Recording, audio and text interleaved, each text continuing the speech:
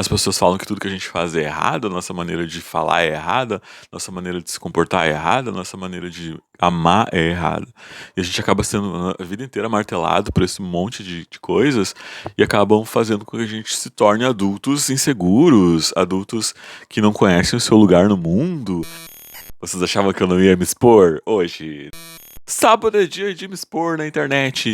Então, vamos fazer o que a gente faz de melhor na internet, que é se expor.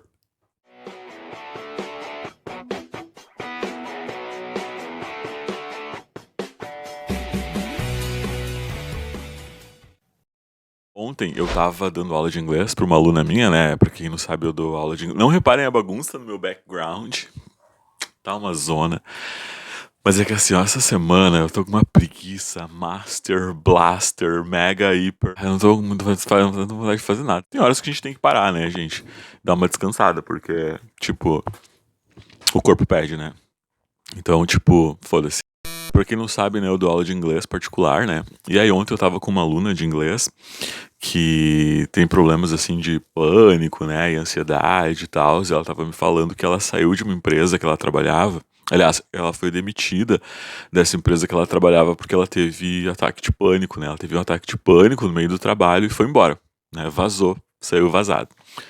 E aí, quando ela tava em casa, ela recebeu uma ligação dizendo que ela não precisava mais ir, né? Foda, né? Ah, isso é uma coisa assim, tipo, que quem tem problema com ansiedade e síndrome do pânico, né, acaba passando por isso, assim. Eu já falei aqui no canal várias vezes, né, que eu já fui diagnosticado com transtorno bipolar, eu já tive ataque de pânico, eu faço.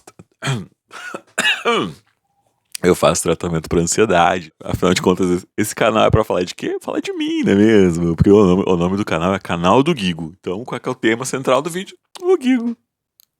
É egocêntrico, much? Todo mundo sabe, né, que eu faço tratamento pra ansiedade, que eu sou bipolar aí, né? Não sei na real qual que é o meu. Lá vai o ouvido. Eu sempre falo que montar um diagnóstico é muito complicado. Então eu já tive diagnóstico de transtorno bipolar, fobia social, ansiedade generalizada, né? Então, tipo, eu não sei qual que é o que eu tenho. Nos últimos anos eu tenho tratado a ansiedade, né? Mas se bem que eu começo desse mês passado eu andei até flertando com um borderline, assim, tipo, aquela coisa de. Enfim, essa minha aluna, por coincidência, é sapatão, né? Ela é sapatônica. Ela é less. E aí eu falando com ela ontem, a gente gastou, tipo, meia hora não, mentira. A minha aula dura 1 hora, né? R$ 30, ó, vamos fazer inglês, gente. Vamos fazer inglês comigo, ó. Vou deixar linkado aqui no o meu canal de inglês, tá? Pra vocês me conhecerem. Conhecer o meu outro lado. A gente gastou 10 minutos falando sobre transtornos mentais, né? Porque esse é o bom de fazer aula particular também, né? A gente pode conversar coisas que a gente não conversaria numa turma, né? E com vários alunos. Ela sabe que eu sou viado, eu sei que ela é sapatão, e elas tomam o mesmo antidepressivo. A gente tem os mesmos sintomas, né? Ela de ataque de pânico, sofri muito já com ataque de pânico, né? Hoje em dia meus ataques de pânico estão controlados. Vocês já repararam que como LGBTs têm problemas mentais? Né, eu já falei disso aqui no canal em um outro vídeo, assim, sabe? De como os LGBTs acabam sendo pessoas que têm mais problemas mentais que as outras pessoas. Tipo assim, eu acho que é porque a gente passa a vida toda, né? Sendo massacrado, sendo questionado, tentando ser colocado numa caixinha. As pessoas falam que tudo que a gente faz é errado, a nossa maneira de falar é errada, nossa maneira de se comportar é errada, nossa maneira de amar é errada.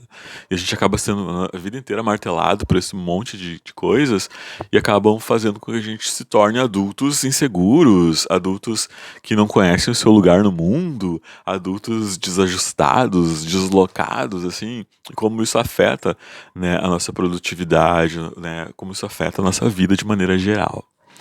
Então, assim, a gente tava falando sobre isso ontem, né? E aí foi foda, assim. E como todo sábado é um dia que eu vou vir me expor aqui e falar algo bem pessoal de mim, não que eu não tenha, né, falado disso assim, né? Já várias vezes, assim. Então, assim, no finalzinho do vídeo eu vou dar 3 dicas, que é como você sair de um ataque de pânico, caso você esteja tendo um, né? Como você pode fazer para dormir melhor, porque normalmente quem tem ansiedade dorme pessimamente. E também eu vou dar um truquezinho que me ajuda muito Quando eu tô muito nervoso conversando com alguém, sabe? Tipo assim, né? Eu faço esse truquezinho. 2 truquezinhos até. Deixa eu colocar aqui. Ah, tá, já tá aqui. Eu me perdi aqui, tá? Deixa eu voltar. Tá, beleza. Ó, um problema que eu particularmente sinto muito, assim, é a questão da empatia. Eu sou empata, né? Eu sou uma pessoa muito empata. Então, tipo assim, e o que acaba sendo um grande, grande problema pra mim, assim. Porque eu acho que todas as pessoas que são ansiosas, todas as pessoas que têm, assim, esses problemas com ansiedade, depressão, transtorno bipolar, são, de certa forma, pessoas muito empatas. Eu vou explicar o que é uma pessoa empata, caso você não saiba. Sim, eu gosto muito de explicar as coisas. A pessoa que é empata, ela vê na outra pessoa, ela consegue ler a outra pessoa muito bem, né? Então, tipo assim, o que também já, né, já dá foco. Eu vejo a expressão corporal, eu vejo a fisionomia, né, a expressão facial da pessoa, eu consigo identificar exatamente o que aquela pessoa tá sentindo. Às vezes viaja um pouco, sabe? Às vezes a pessoa. Isso a gente tem que tomar cuidado também. Esse é um recado pra você que é empata. Nem sempre você vai ler a pessoa e a sua leitura vai estar certa. Às vezes você acha que você tá interpretando uma coisa e aquela cara feia é só a cara feia da pessoa, porque a pessoa tá tendo uma dor de barriga, por exemplo. A pessoa tá com gases, ela faz uma cara feia. Às vezes a cara feia dela não é pra você, ou não é relacionada àquela situação, entendeu? Então a gente tem que ter esse discernimento, assim. Só que como eu sou instrutor de inglês, professor de inglês, dou aula de inglês já há mais de 10 anos, eu sou uma pessoa que lido muito com pessoas estressadas, pessoas ansiosas, pessoas inseguras, sabe? É muito comum eu ver a pessoa, o pânico na cara da pessoa, o medo na cara da pessoa quando eu tô dando aula, ou porque ela não tá entendendo nada do que eu tô falando, né? Porque normalmente quando a pessoa tá aprendendo algo novo, ela não domina aquele assunto. Então, as pessoas têm muito essa questão, né, de o medo de passar vergonha, o medo de falar errado, o medo de não estar entendendo, né? O adulto tem muito isso assim, eu tô aprendendo um conteúdo novo, eu tenho que aprender aquilo ali, eu tenho que absorver aquilo ali, senão eu vou estar passando recibo de burro aqui, né? E a pessoa às vezes nessa cobrança de entender tudo, ela meio que pira, né? Ela entra numa paranoia. Então eu vejo muito isso assim. Eu lido muito com pessoas ansiosas. Eu acabo percebendo esse tipo de comportamento, o comportamento dela acaba refletindo em mim, assim. Se eu vejo uma pessoa insegura, eu vou ficar inseguro também. Se eu vejo uma pessoa nervosa, eu vou ficar nervoso também. Se eu vejo uma pessoa com raiva, eu vou ficar tipo, ih, o que tá acontecendo? Então, assim, eu tenho muito essa percepção, sabe? Eu acho que todas as pessoas que são ansiosas também têm essa percepção. Então a gente tem que saber dosar isso, assim, tem que saber não entrar naquela vibe. E eu, como professor, eu tenho que saber lidar com essa situação. Imagina, se o aluno já tá estressado, se o aluno já tá com medo, se o aluno... eu vou ficar também? Então eu não posso. Vamos falar de ataque de pânico agora. A pessoa que tem ataque de pânico, ela não vai morrer.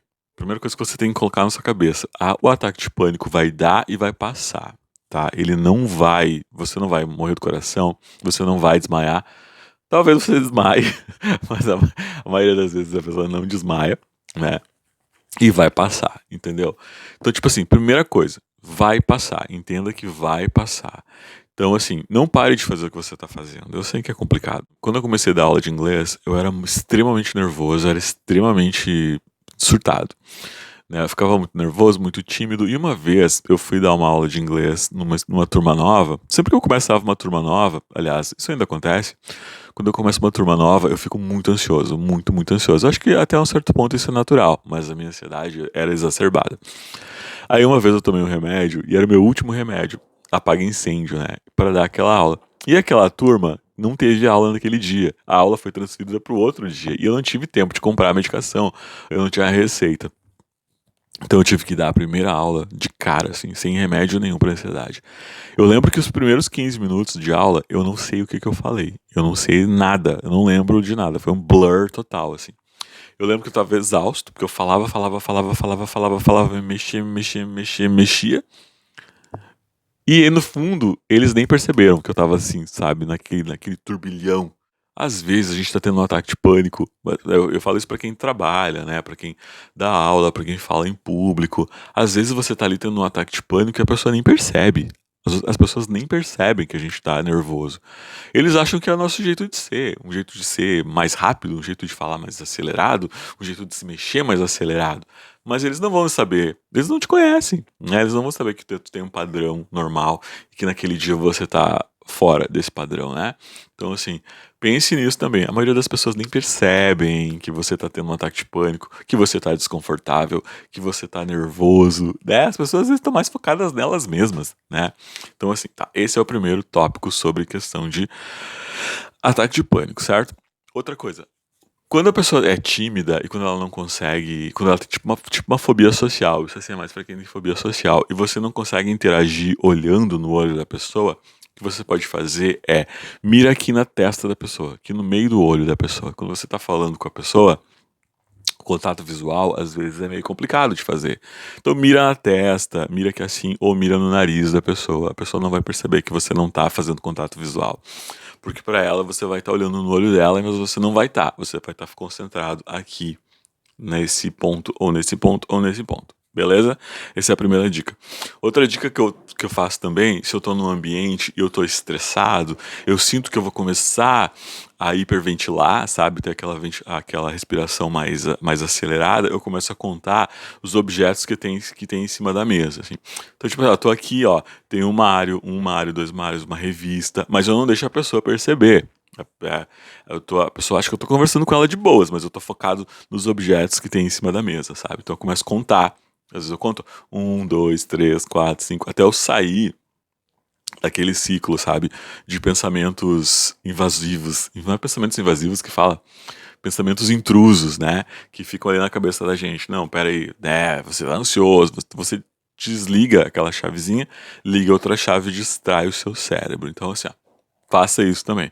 Para dormir melhor, eu faço assim, ó, eu começo a meditar, eu aprendi a fazer meditação. Então, assim, eu conto de 100 regressivamente até chegar a zero, né? Você pode começar de um em um, então, tipo, 100, 99, 98, 97, né?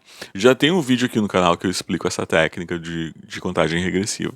Se tá muito fácil, se você vê que você já tá indo pro automático, 99, 98, 97, né? Muda de 4, então. 100, 96, 92, 78, né? Para quem é ruim de matemática, é até um bom exercício, porque se você se perder, você pode voltar. Cada vez que você se perder, você tem que voltar, tá? Não pode dar um migué assim, porque a intenção é forçar o cérebro a focar nos números e não focar nos pensamentos intrusos, invasores. Tipo assim, o que foi seu dia, aquele close errado que você deu há 10 anos atrás, né? Sai do foco dos seus problemas e dessa dificuldade para dormir, e você vai focar então nos números, na contagem. Super, super funciona para mim.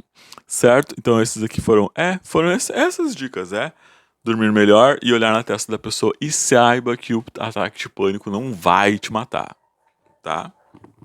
A não ser que você seja cardíaco e não saiba.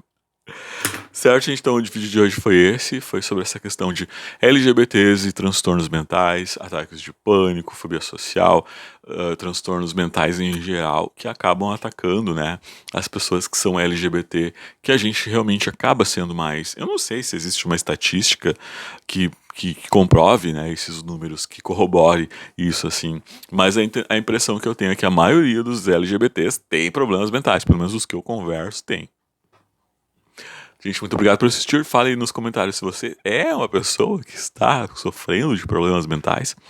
Pense que sempre tem como sair, sempre há uma saída, e a saída depende de você. Não, terminei com uma mensagem, ó. Te fode aí, resolve essa porra.